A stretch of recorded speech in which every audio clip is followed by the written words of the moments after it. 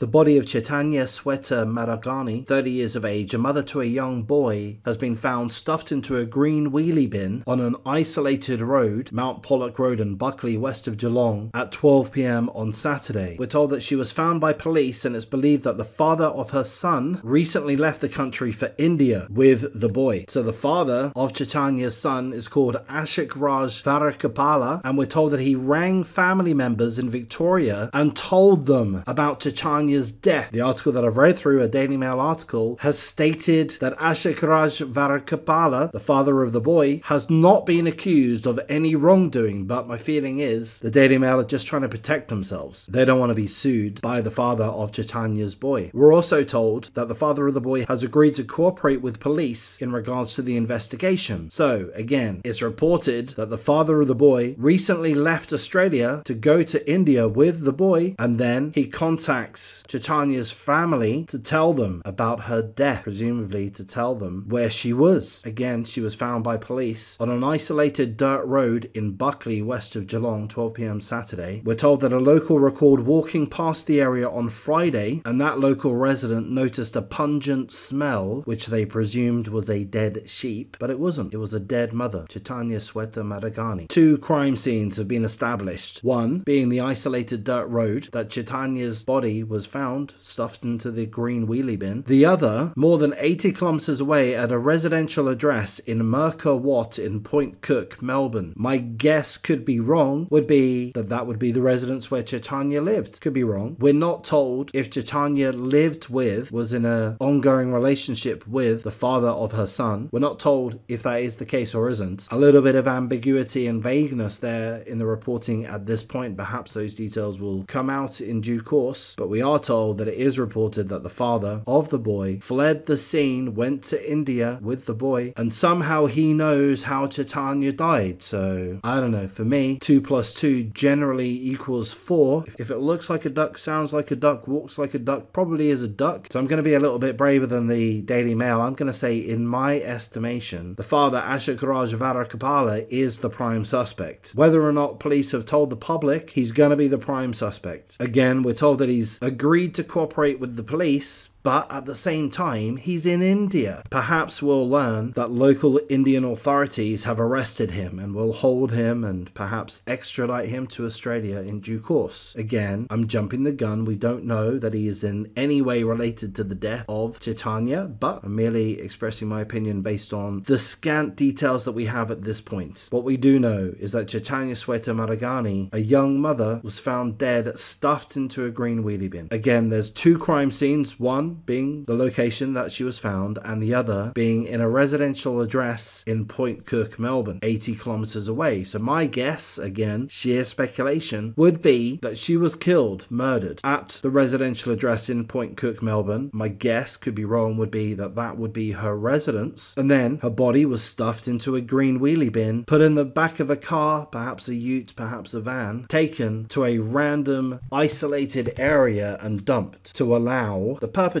a little bit of time to escape, to run away. So again, if it looks like a duck, quacks like a duck, walks like a duck, probably is a duck. And with that, what I'm basically saying is I think the father of the boy is guilty, in my estimation. Let's hope in due course justice is served. We're not given a great deal of information in regards to the victim, Chaithanya Swetha Madhagani, but we are told that friends have described her as being a perfect woman and a perfect mother. We're told that she would often cook and share food and invited people into her home. She was very much well loved in her neighborhood, which we're not told is Point Cook, and again, perhaps that information will come out in due course. So I'm going to wrap things up at this point. Of course, I need to say full condolences to all concerned, Chaitanya's friends and family, work colleagues, neighbors. My concerns at this point would be for the boy. He has lost his mother. Presumably his mother was murdered. Perhaps the guilty party is the boy's father. So let's hope and pray that the boy is safe. Let's hope that he's taken out of the custody of of the father for the time being. That is, if authorities have reason to believe, reason to suspect that the father Ashok Rajavarakapala might indeed be involved in the murder of Chaithanya Swetha Madhagani, which, again, I can't think of a way how he isn't. He was able to call Chaitanya's family members and inform them of the nature of Chaitanya's death. That information hasn't been passed on to the public at this point. So how did he know what happened? I can only think of one possible option. That's as much of this article that I'm able to go through, so I'm going to wrap things up at this point. If you appreciate the coverage, please do like, comment, subscribe, share the video as you see fit. Don't join my memberships. I'm not consistent enough to justify your support in that regard, but a like, comment, or a subscription is more than adequate. So I'm going to wrap things up. Thanks for listening. Take care.